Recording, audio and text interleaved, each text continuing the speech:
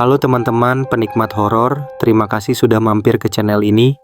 Sebelum kita memulai cerita ini, Mimin mau kasih tahu bahwa cerita ini berdasarkan kisah nyata di balik alur cerita film horor Mungkar yang tayang pada tahun 2024. Oke, kita lanjut ke inti ceritanya.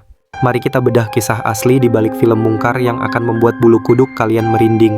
Film Mungkar yang tayang pada tahun 2024 ini mengangkat tema horor berdasarkan sebuah kisah nyata yang beredar di daerah Lamongan, Jawa Timur.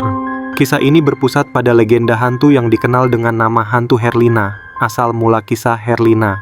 Kisah ini bermula dari seorang siswi bernama Herlina yang dikenal memiliki sifat sombong dan tidak patuh terhadap aturan pesantren. Suatu hari, Herlina dan teman-temannya mengalami kecelakaan saat diam-diam pergi keluar pesantren. Herlina meninggal dunia dalam kecelakaan tersebut. Yang membuat kisah ini menjadi horor adalah rumor yang berkembang setelah kematiannya. Konon, arwah Herlina tidak tenang dan seringkali menampakkan diri atau mengganggu orang-orang di sekitar lokasi kecelakaan atau bahkan di dalam pesantren.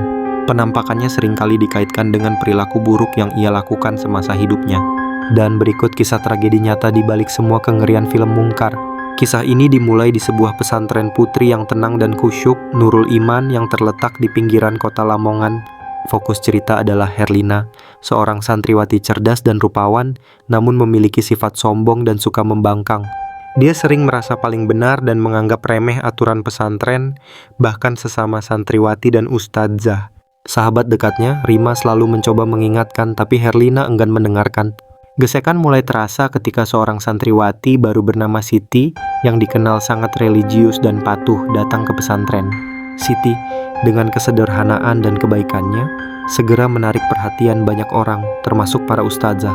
Herlina merasa tersaingi dan mulai sering melontarkan komentar sinis atau melakukan tindakan-tindakan kecil untuk menjatuhkan Siti, seperti menyembunyikan kitabnya atau menyebarkan gosip. Siti, meskipun terluka, selalu membalas dengan senyuman dan kesabaran yang justru membuat Herlina semakin jengkel. Bagian 2. Larangan yang dilanggar dan tragedi. Suatu malam, adalah malam peringatan Isra Miraj. Para santriwati diwajibkan untuk salat malam berjamaah dan mendengarkan ceramah hingga dini hari. Namun, Herlina dan 3 temannya yang merasa bosan dan gerah dengan aturan merencanakan untuk kabur sebentar keluar pesantren. Tujuan mereka adalah sebuah pasar malam yang ramai di desa sebelah yang baru saja dibuka. Mereka telah merencanakan ini secara diam-diam selama berminggu-minggu. Merancang jalan rahasia melalui tembok belakang pesantren yang tidak dijaga. Meskipun Rima sudah memohon-mohon agar Herlina tidak pergi, Herlina tak menggubris. Dengan hati-hati, Herlina dan 3 temannya berhasil meloloskan diri. Di tengah perjalanan pulang, saat hari hampir subuh dan jalanan sepi, mobil yang mereka tumpangi mengalami kecelakaan tragis. Diduga pengemudi mengantuk dan mobil kehilangan kendali, menabrak pohon besar di pinggir jalan. Dari 4 orang di dalam mobil, Herlina adalah satu-satunya yang meninggal di tempat. Dia ditemukan dalam keadaan mengenaskan, terlempar keluar dari mobil dan tubuhnya hancur. Ketiga temannya selamat, namun mengalami luka parah dan trauma mendalam. Bagian 3. Teror dimulai. Kabar kematian Herlina menyelimuti pesantren dengan duka dan ketakutan. Para santriwati berbisik-bisik mengaitkan kematian Herlina dengan pelanggaran aturan pesantren dan sifatnya yang sombong. Tidak lama setelah pemakamannya, kejadian-kejadian aneh mulai terjadi di pesantren. Awalnya, hanya bisikan-bisikan samar yang terdengar di lorong-lorong sepi pada malam hari. Lalu, pintu-pintu kamar santriwati seringkali terbuka dan tertutup sendiri, meskipun tidak ada angin. Beberapa santriwati melihat bayangan hitam melintas di sudut mata mereka, atau merasakan sentuhan dingin di punggung mereka saat sendirian. Suasana menjadi mencekam. Teror semakin intens ketika barang-barang pribadi Herlina, seperti jepit rambut atau tasbihnya, tiba-tiba muncul di tempat-tempat yang tidak seharusnya, seperti di bawah bantal Siti atau di lemari salah satu teman yang ikut kabur. Puncaknya, jeritan pilu dan tawa menyeramkan mulai terdengar dari kamar Herlina yang kini kosong dan terkunci. Bagian 4. Siti dalam cengkraman kengerian. Teror ini paling sering menimpa Siti.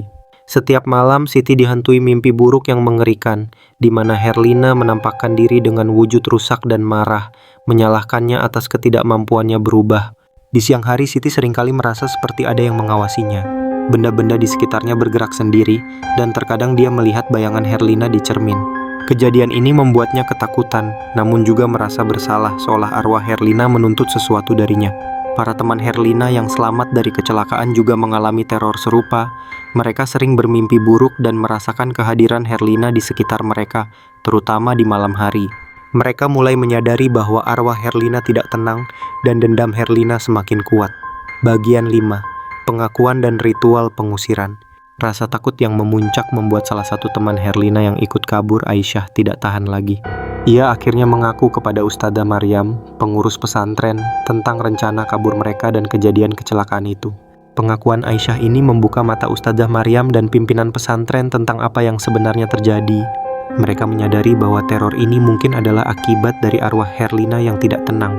Melihat kondisi pesantren yang semakin tidak kondusif dan para santriwati yang ketakutan, pimpinan pesantren memutuskan untuk memanggil seorang kiai karismatik dari desa tetangga. Kiai tersebut merasakan aura kegelapan yang kuat di pesantren. Ia menjelaskan bahwa arwah Herlina terjebak di antara dua alam karena kematiannya yang tragis dan penyesalannya yang mendalam atas perbuatan semasa hidupnya, terutama sifat sombongnya dan ketidaktaatannya. Kiai tersebut bersama Ustadzah Maryam dan beberapa santriwati yang berani, termasuk Siti dan Rima, melakukan ritual pengusiran di malam hari. Ritual ini dilakukan di kamar Herlina yang kini terasa dingin dan penuh aura negatif. Selama ritual, berbagai penampakan Herlina terjadi. Dia muncul dengan wujud yang semakin mengerikan, mencoba menghalangi ritual dengan amarah dan penderitaan. Jeritan dan tangisan Herlina memenuhi ruangan, mencoba merasuki santriwati yang lemah imannya. Bagian 6. Penutup dan pelajaran. Setelah perjuangan panjang dan penuh ketegangan, Kiai berhasil mengusir arwah Herlina. Suasana pesantren perlahan kembali tenang. Meskipun teror telah berakhir, pengalaman ini meninggalkan bekas mendalam bagi seluruh santriwati. Film berakhir dengan adegan Siti yang sedang berziarah ke makam Herlina ditemani Rima. Siti terlihat lebih tenang dan dewasa. Dia meletakkan sekuntum bunga di pusara Herlina, seolah mengirimkan doa agar arwah Herlina menemukan kedamaian sejati.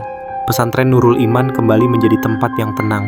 Namun kisah Herlina dan terornya menjadi peringatan keras bagi seluruh santriwati tentang pentingnya ketaatan, kerendahan hati, dan konsekuensi dari perbuatan buruk. Sosok Herlina tidak lagi menakutkan, melainkan menjadi pelajaran yang tak terlupakan. Bagian 7. Adaptasi ke film Mungkar.